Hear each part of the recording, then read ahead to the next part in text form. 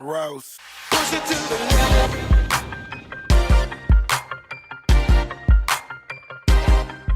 Hey everybody, I got my boy Big Frank, man. What you got going on, buddy? Man, hanging low, man. How life been treating you? Good. Slow pace in Beaumont. Man, let's get straight to it. What side of town you grew up on? The North End, Maida, apartment 103, man. what they call it, Helby, Texas. How many siblings? 2 sisters. Well, 3 sisters, 2 whole sisters, half a sister. You the oldest baby? Man, I'm the baby in our household, but my dad had a outside kid. So I'm the baby boy. I'm the only boy and the baby of my house. Okay. So how was it growing up out there? You say Maida, Plymouth Village? Yeah, I was a North End kid, man, until probably middle school. Okay, so it was Man, look, I tell you, look, man, I liked it. Like, it was different. Like, I knew I was broke, and I knew I didn't have nothing, but across the tracks, back then, you had all the mobile people, all the finest people used to live. Yeah. So my thing was like, I could disconnect. Like, whenever I wanted to feel different, I walk over there, and I used to walk everywhere. From Maida to the mall is a good little walk. I walked to the mall. So just living there, but seeing better things made me always kind of hungry. You know what I'm saying? Mm-hmm. Like, I just wasn't content. Yeah, like one kid said, man, all I see is jungle. Like, I didn't always see jungle. You know what I'm saying? I seen some shit. You go on the Saturday, man, you got a man in his mobile suit cutting his grass, and the kids playing on the back. Nice truck. Yeah, like you know, like, man, why can't I have that? So it was good, man. My first fight was there. My first football game was there. I played for the 49ers. That was the North End team with Maida and Plymouth Village combined. So yeah. What was that? JCFL? That wasn't under. See, I played for the Redskins. Man, that was Southwest. Not the YMCA. You know, we played in the back of the Y when they handed off a dollar. Did y'all play in the Jamboree? I don't know, We man. played in the Jamboree at Central Stadium. No, you know, I got hit in the head a couple times. All my games, I remember being was at the YMCA over here, and then there was a YMCA over in the So we played all our games at Vincent. Oh, no. Yeah, we played all our games at Vincent. So what was it like? How was mine? Strict? On me? Yeah. On whoever. Just on me. Like, I was raised different from my sisters. Exactly. Like, my sister was kind of catered because they didn't have a daddy, and I was kind of hammered because I didn't have one. So not having a daddy kind of affected our growth differently because they was baby fired because mama, they need their daddy, but me, like, you ain't gonna be no punk because you don't have no daddy. So I was a little tough and but I don't know. I was the last one to get, man, but I was the last one to want. We had a discussion about that because we were saying mamas raise their daughters and love their sons, but it was different for you. Yeah. She was on you. Yeah, but my mom was like the second baby to like 9 kids. Okay. And she had like 4 older brothers and 3 sisters. So she was saying no game. Yeah, she was doing some different stuff. You know, and like they used to go in the backyard and kill their chickens. Like they was real. Like so she wasn't from that. I didn't get no milk like that. So what was the relationship with you and your pops? Nah, we didn't have one. Like I Nothing? saw, man. My early life, my dad, mom. So my dad's from Jasper and he moved to California. When his mother got sick, she came back to Jasper. So she used to invite us out every once in a while. I can say I remember seeing them one time in Jasper and probably one time in California. Like, so that relationship, but that's good though. Like, how can I say this without being mean? Like that, not having that relationship made me want more. Made you look better. Yeah, so I felt like it forced me to be a man in a lot of situations where if I did have a dad, I wouldn't be as hungry as I was. So I could be wrong though, but that's how I make myself feel good about it. A relationship never came about or to this day? When I got to Juco, okay, so I didn't graduate from high school. Yeah. So I got kicked off for doing dumb stuff. So when we went to Juco, it wasn't a move that I wanted to make. It was like you on your own. You're gonna make it. If you make it, you make it. If you don't, you don't. Don't come back here type situation. So I went through a spell where I was looking for some help, but then my sophomore year in Juco, what is Minister Society? South Central. 93? Yeah, 93, 94. Minister Society came out in 93. Okay, so after one of those movies, where I was just like, man, I was just sitting there and I called my mom and my older sister had a conversation with my dad. And I called my dad, nice for the number. And I called him, I'm like, man, I'm good. Like, from this point on, I'm not gonna want nothing. I'm not gonna wish for nothing. Like, I'm good. Like, I appreciate what you didn't do. I appreciate whatever it was, but like, I'm good. I didn't want it. You know what I'm saying? But life is funny, if you don't mind. Life is funny. I say that, but then my dad ended up in Oakland, and then I went to Oakland the second part of my career. Yeah. And me not knowing that my dad's in Oakland where he's located, I actually bought a house within 10 minutes of his old folks' home, which was like the wildest thing in my life. Yeah, Crazy about God working. Yeah. So you knew football was always gonna be your sport? Nah. What else you like? I didn't like nothing. I was a karate kid, man. I really enjoyed karate, and You went far in it? Nah, but I liked it. Okay. I was into it. Like I started taking it later, but from a kid, I had an uncle, and he loved like the Bruce Lees and stuff. So I was always like, that was my thing. Then I had a preacher that used to always come get me from the house. So I wanted to be like, kind of like into the karate thing, and then go. I wanted to be a preacher though. What I wanted to be. I didn't know that. So when you came, what middle school you went to? Man, I always been buzzed. I went from Rogers to Austin. So you did. Your middle school went to Austin. So Austin is where is it split? Do everybody go to Central, or can they go depending on where they stay, huh? Well, nah. Back then they had that bus program. So they was busing kids. I should have went to Bowie, but they was busing us out of Maida to the white schools to get their numbers up. Because they started sending some people to Vincent. Yeah. So it was just a plot. So my mom always, like, had an attitude, and my mom was like, we can live in the ghetto and we can be here, but we don't have to be here. So she liked to send us, like, she always sent us to what we call the white side back then, just so we can bump heads with them and stuff. But she always pushed me onto that side of stuff. So you decided to come to Brook, or your mama decided? Man, we lived off of Cartwright, dog. Yep. And me and my homeboy was playing basketball. And some guys came up talking some noise, and I'm like, man, whatever. Like, Yeah. I'm a homebody at the time. So I like, man, whatever you want to do. So we got in a fight, and I fought a couple of them, and then they left. Then they came back with more. And my mom came home at the time. They was out the house chirping and stuff. Mom said, get your butt in the house. And they said, don't worry about it. We'll get him at school. My mama said, what school y'all go to? They say, Central. She said, you won't see my baby at school. And then, she pulled the trick to get me at Westbrook. So it's actually because of some Bloods is the reason I went to Westbrook, because we had a... Yeah. But I didn't, me at that time, I wasn't, coming out of Maida, man, it wasn't really, at my time, it wasn't Bloods and Crips. You was just, we was the ones, there was the twos, there was the threes, he was from here, he was from there. Like, so that kind of confused me, and I didn't know the rules and stuff like that. So they wanted to get me. Mom like, man, you can get him, but you're going to get him in front of this house, but not at school. Did you like it when you went to Westbrook, or did you always want to go to Central since you was already on that side? Nah, I didn't have no, because really I was a French Buffalo. Like, all my cousins went to French, and they changed the name to Central, so I was a Buffalo. If it had been like French Buffalo, I'd had more feel to it, but shoot, when they did Central, I didn't care. Man, I needed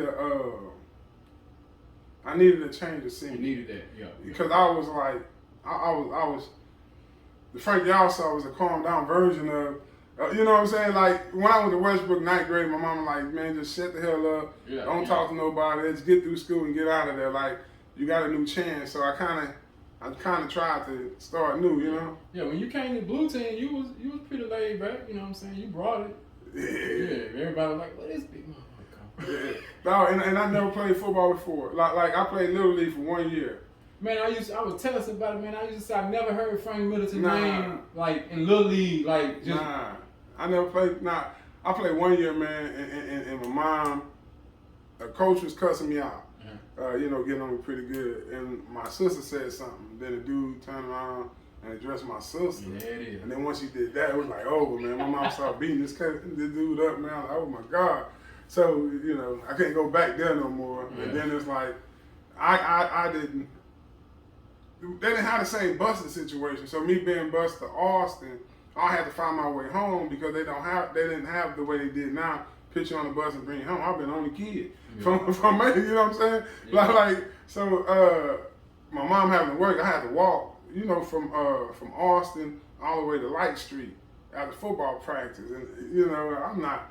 So I'm walking from Austin past Bowie to get to my uncle's house until she get off, she can come pick me up. In school. I did that for a week, man. Like I can go to Bowie and walk home, be at the house in 10 minutes. Like it didn't work. So I never did I never played football until played, then coached football until the 9th grade. Oh man, I didn't know that, man. Yeah.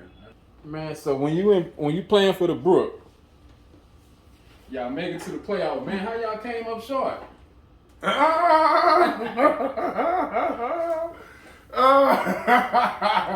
Hey man, look. I'm in the day room. I'm in the day room. I know the pop out.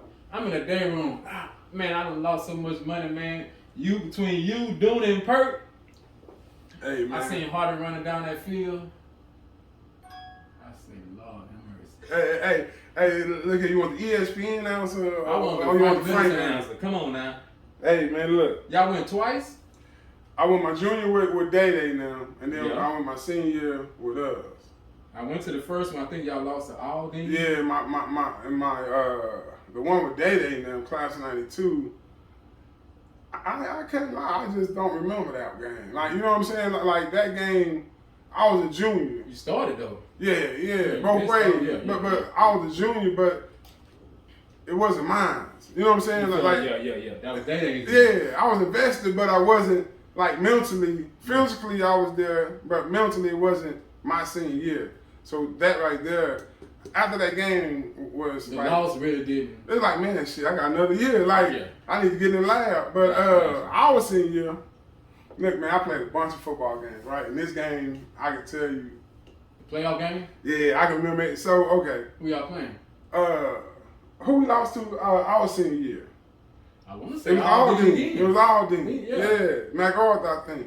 So, first of all, let me say, our senior team wasn't as good as the hype was. You don't think so? Nah, we wasn't deep.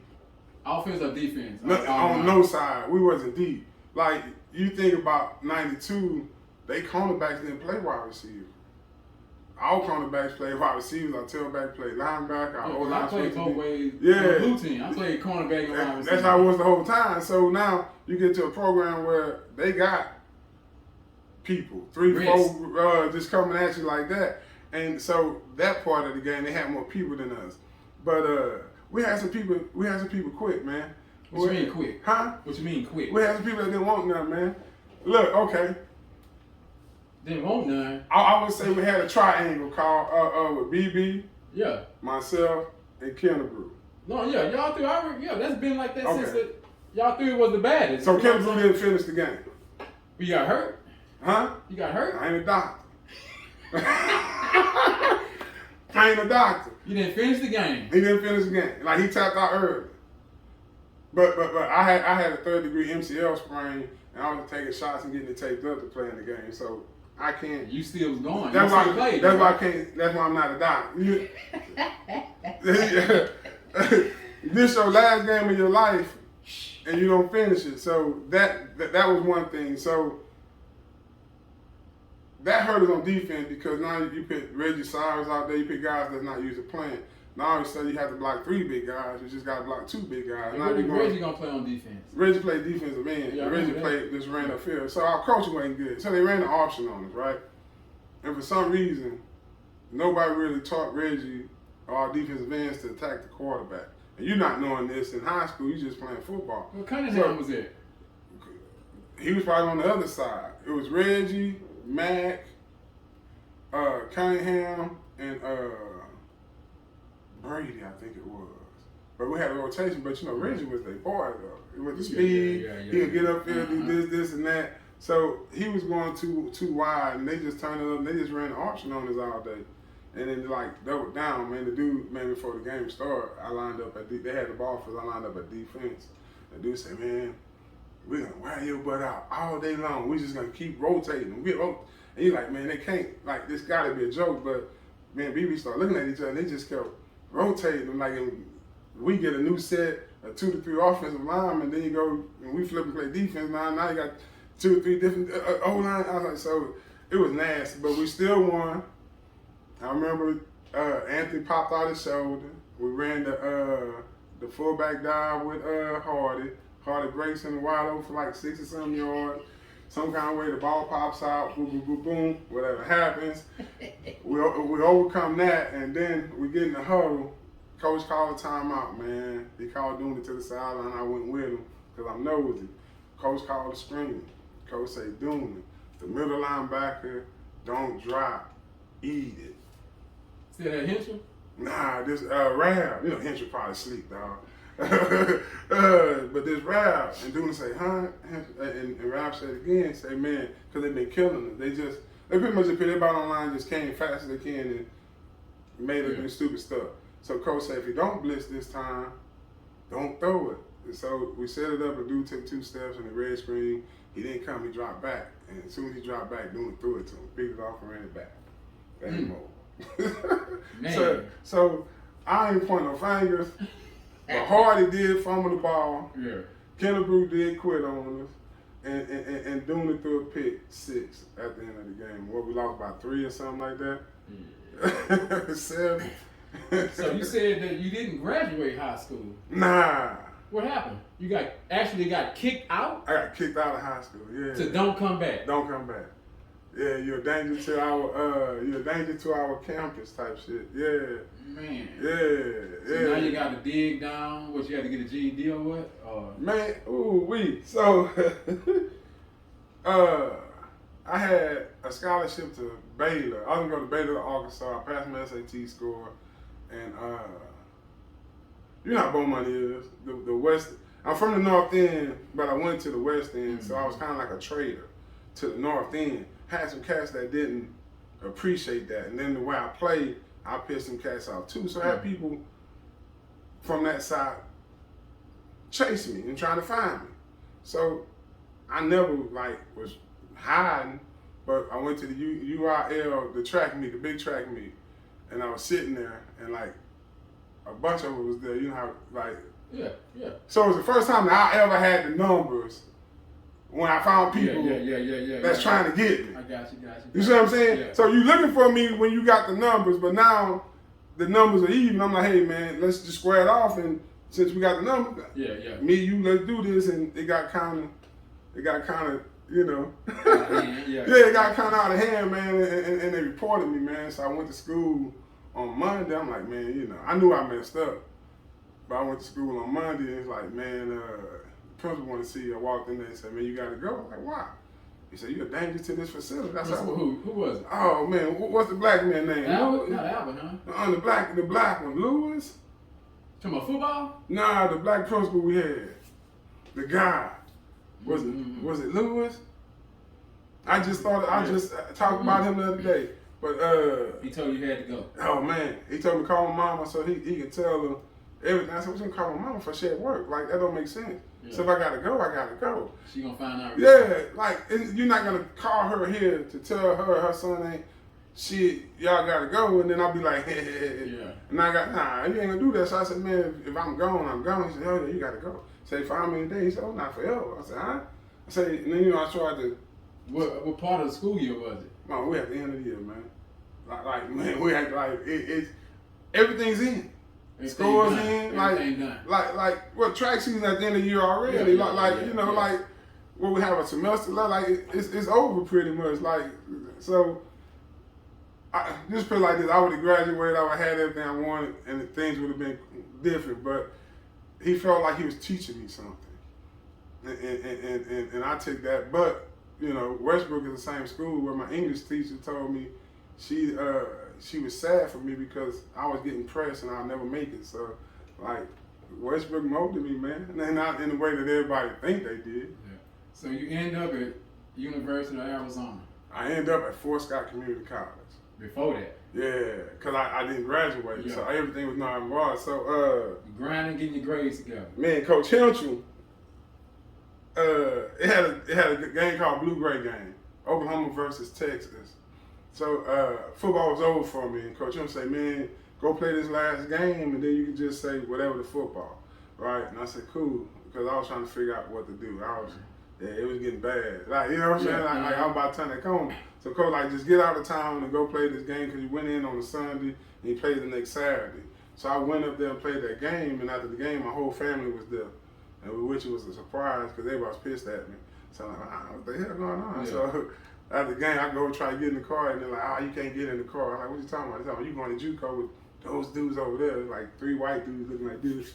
Yeah. They introduced me, man, and my mom and them get in the car, everybody gave me that death hug and that death kiss on the cheek. It's time to be a man, son. We love you. We doing it for you good. So I jumped in the car with those white dudes, man, and rolled up to Kansas City.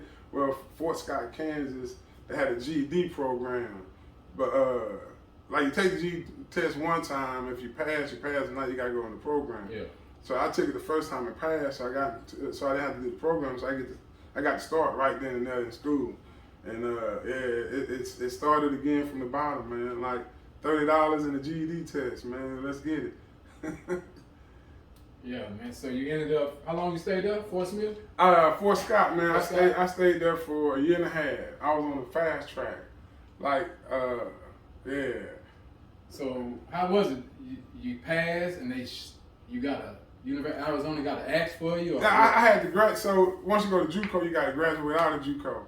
So I couldn't come home, so I went straight through. So from the day I got in there during the summertime, so as soon as I passed the test, I went to summer school. So I started before everybody else to get the little other classes out. So I played 2 years in Juco, and I came out like my sophomore year. So I had 2 years left plus my red shirt. I was a Juco All-American both ways. I was Juco All-American my freshman year on defense, and my second year I was a Juco All-American offense and defense because they wouldn't let me play both ways my first year. So so they could do the whole recruitment thing again. So I go through my recruiting process, and I go to I take my trip, and I actually out of Juco committed to Georgia. Yeah. and from Georgia, I went there. Well, I committed to Georgia. And somebody said I took money. Like, I don't know, like, you know. Yeah. But the word got out that, you know, a couple of guys that went to Georgia took money. So NCAA took my scholarship from Georgia and tore it up. Something else. Yeah. So I'm sitting at Arizona. I'm sitting in Fort Scott, man, and this is like a white town. The rodeo, we got a rodeo team, and that would sponsor us. Like, that would take care of the bills. It's a rodeo, like, this our country is. And they got the cow pens right here and our football field right there. So it's just, so I'm stuck here, man, and I'm going to Georgia, man. I'm happy, everything going good. And you know how they, blindside, how they really did, like, that's really how they come. They come in their suits, they have their suitcase, they throwing books in front of you, and the dude's like, man, point out who gave you money. I said, ain't nobody gave me money. Point them out. But I didn't have to point them out because when you open the book, the guy that I was talking to, right there. yeah, in the middle of the page, just like TV, you know, like, God damn. So I looked at and started flipping pages, like, I don't know nobody, you know what I'm saying? And they're like, oh, man, we know, and they start telling me stuff, I'm like, yeah, whatever. I said, I didn't do it. So I never admitted to it. So they took my scholarship. So they said, if you don't say something right now, I'm going to take your scholarship up, and it's over. And you go find another scholarship. But this was after signing day. Nobody had scholarship. It was like, the more people moving on. So the dude tore up my scholarship in front of him, man, and said, well, hope you enjoyed the money, and walked off. So I'm sitting in Fort Scott. I'm like 2 months after, man, I'm getting fat, and one of the coaches, you know, we love basketball in Beaumont. Yeah. So one of the coaches was like, man, you slipping, so come on back and just play basketball and work out on the basketball team until we can find something out. Because when it blows, you gotta be ready. Mm-hmm. So I was practicing with the basketball team, and the white guy came in with a University of Arizona hat on. And he stopped and watched us play for a little bit, and then he had to go upstairs to the head coach. And like 10 minutes later, the head coach ran downstairs like, man, Arizona got one more scholarship. He's like, don't mess it up, man. You can get this. Just shut up and just listen to the man and hear him out. So I'm like, yeah. So I went up there and they had a couple of kids that they didn't think was gonna pass the test. So they was just out looking just in case these kids didn't pass the test. Yeah. But if they pass the test, they wouldn't have none. But if they don't, this the backup plan. He said, we got a list of y'all guys. He said, I'm gonna bring it back to my coach. I'm gonna let you know something later.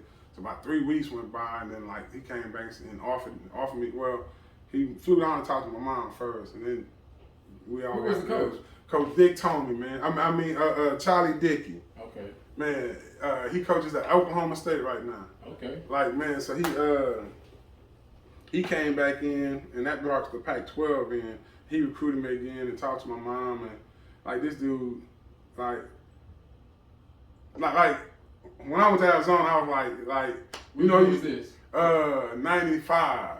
You know how you got the gun in one hand, you got the money in the other hand. Like, hey man, like today to day, dog.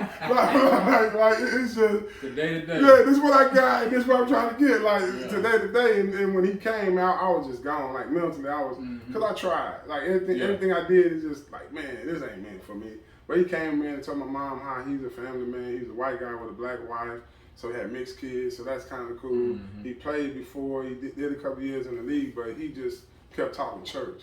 Yeah. He said every Sunday we're gonna go to church. I'm gonna wake him up. We're gonna go to church. I'm gonna get him up. We're gonna do this, do that. Whatever. You know. Yeah. Once I get there, you're gonna. It's football. You know. You'll be like, okay, I got you from your mom. Let's go. But Coach Dickey came, man. He took care of me, dog. Like Charlie Dickey, man. That's so my. You had a good career at Arizona. You played 2 or 3. I did 2. I did like 16 games, and then I had to get out of there, man. I didn't tie my ACL. I hurt my knee in high school that never healed. So every once in a while, I get against Illinois, man, I tore it up again, so I missed like 3 or 4 games. But I only did 16. My mom had, so because I did 16, I came from a Juco. I had an option to get a red shirt. Yeah, so I could have had an extra year, and that's why I fought for my extra year and I got it. Then my mom had congestive heart failure, so she was down and out, and I'm like, man, I gotta do something. And then I talked to one aide, like, man, we might can get you here, do. Yeah. Then I talked to my mom, and I'm like, man, I gotta see. So at the last minute, man, I decided to come out that year, and I was the last person invited to the combine. Like, it just. But I wasn't gonna come out that year, but because of my mom, I'm like, I had to go take care of that. So I got lucky and got to the combine, man. So you did you have a draft day, a draft party, or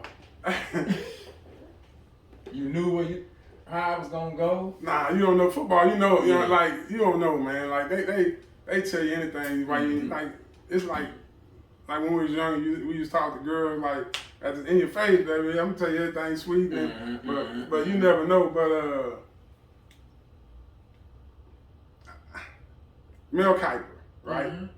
When I came out, Mel Kiper did a long page about how awful I was. He said you was awful. Man, he said I wouldn't get drafted. I go free agency. I'll never start. I'll be wasting a pick, and I'm hot-headed. Like, he just killed me, dog. Because of your temper? Because I'm short. And I'm short, and with 16 games, you know. How tall are you? 6'3". That's short? Yeah. Offensive tackles? I was the first guard to be taken under 6'4". Okay. Like 6'4", 6'5". 6'5" really was the lick. But 6'4", I got long arms. But like Mel Kiper ate me up, right? So in my mind, I know one thing, but on paper, like the experts tell me this. So I was like, kind of like, man, nah. My mom wanted one, so I said she could have one in Beaumont. She did it big in Beaumont. She had the news out and everything, but I stayed in Arizona in my college apartment, just me and like a friend. Like, I was nervous, dog. You heard like your name? Yeah, you get the phone call first, man. Yeah. Who called you? Tampa Bay. I got a phone call from Dungy. You know they do the secretary. Hey, Coach Dungy want to speak to you. And the first time you be like, these niggas trip. Like, you know, people trip, but like people play a lot, so it didn't sound like yeah, whatever. And I was kind of mad because I thought I was gonna go in the second round to Minnesota. Well, I thought Tampa was gonna. I thought Tampa was gonna drive me in the second round I knew they wanted to go guard early, but they took Jerry Warner, a tackle. Who? A right tackle named Jerry Warner in the second. So I'm like, man, that's gonna mess me up. But they called, man, and hey, man, doesn't want to talk to you. And they're like, hey, man, you ready to be a Buccaneer? I'm ready to be anywhere but here. Shit, yeah. Like, but it's just, it's the best phone call you get. And then my mom interrupted the phone call because after they actually want to be a Buccaneer, it like goes off, so it came on TV. So I got my mom beeping in. I'm like, hold on, coach, hold on. So I tell mom, she's screaming, but it was a good time. But I was surprised when Tampa did it because I didn't think Dungy liked him, man. So you get to Tampa, you're a rookie. Yeah. You get to Tampa when 98 what? 97. 97. Was McElroy still around, man? Leland came my second year. He was in Arizona my first year. Was Leland ever? Man, Leland was in Oakland. You got to the league before Leland? Leland got there before me, a year before me. Okay. He was there before, a year before. Because he went to Arizona first. Then he came to Tampa. So I think he came my second year out of Tampa. Because I remember having a conversation with him.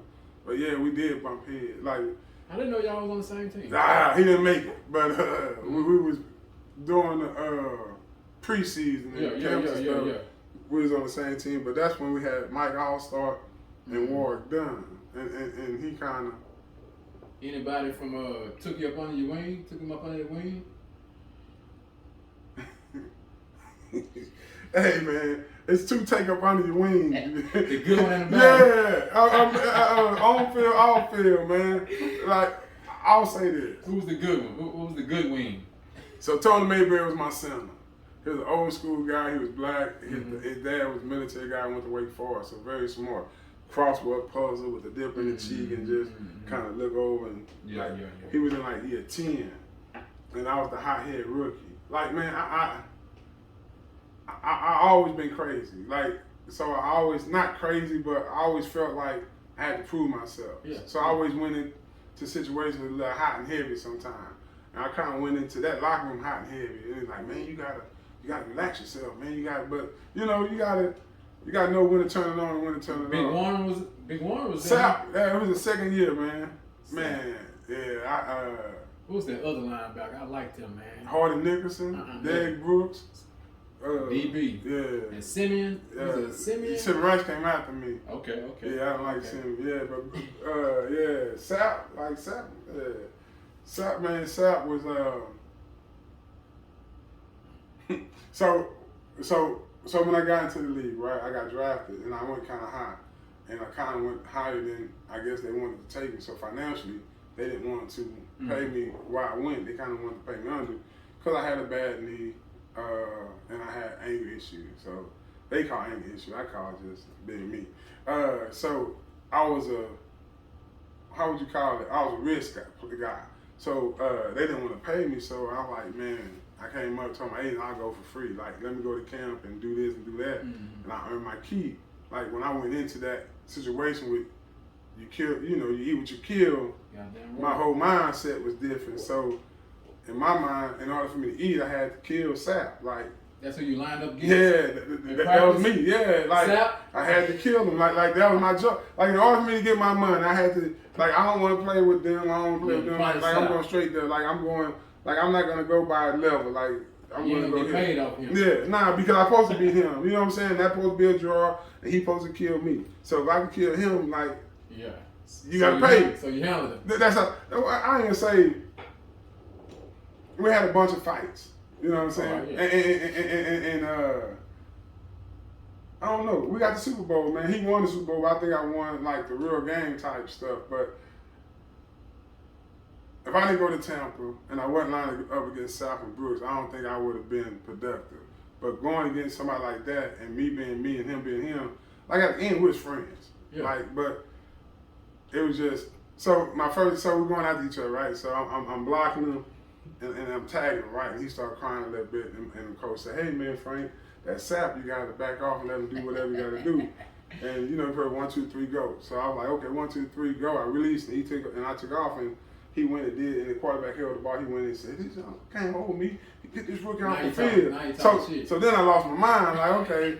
So once I went there, it got like we had to fight. Like we had to fight inside, we had to fight outside. Like we was gonna fight, but he never backed down. I never backed down. I got in trouble. Like Dungy used to try to kick me out the game, off the team because of that, man. Dungy used to get mad at me, man. I was telling you.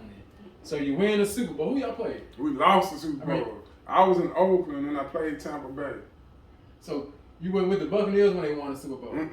I was year removed. I was 2 years removed. Yeah, that's right. Then you go to Oakland. The Tuck Rule. Was you there? You was in that game. Yeah. Snowing. Yeah. Hey, So you met Jerry Rice, Tim Brown? I played with Jerry Rice, yeah.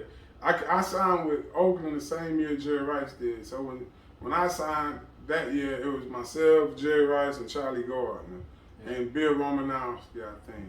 And we was the four people they added to that team. So you got traded or your contract was up? Oh, my contract was up. Okay. Yeah, my cousin. Yeah. I did 4 in Oakland. I did my 4 in Tampa because you get 3 and they get that 1 option. Now it's 2 year, but they get the 1 year option. So they picked up my 1 year, so they forced me to go 4. So as soon as I got that. So you lost in the Super Bowl with Tampa, and the Tuck Rule was the game to go. No, the Tuck Rule was the year before. Okay.